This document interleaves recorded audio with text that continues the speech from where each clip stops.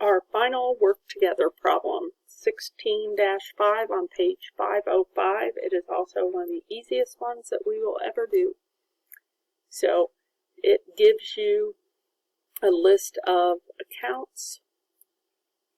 It says it's for Plumbing Central, and the balances include the adjusting and closing entries, and it wants us to prepare a post-closing trial balance. So the first thing you need to do is know whether or not it's going to be a debit or a credit balance. So it's normal balance. So I'm just going to go through those real quick. So cash is a debit. Petty cash is a debit. Accounts receivable is a debit. Allowance for uncollectible accounts, that is a contra asset, so it is a credit.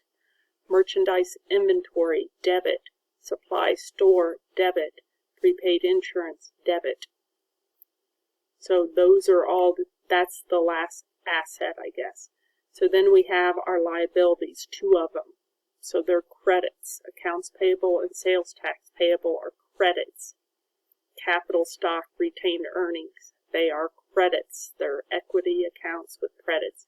So when I go down and I do this, post-closing trial balance, it's just a date like the balance sheet.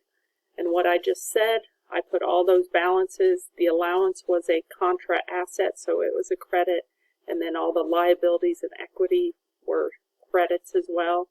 Add up all the debits, I get 176,787. Add all the credits, 176,787. I am pleased as punch. My debits equal my credits. I'm done with the entire accounting cycle for a merchandising business and a corporation.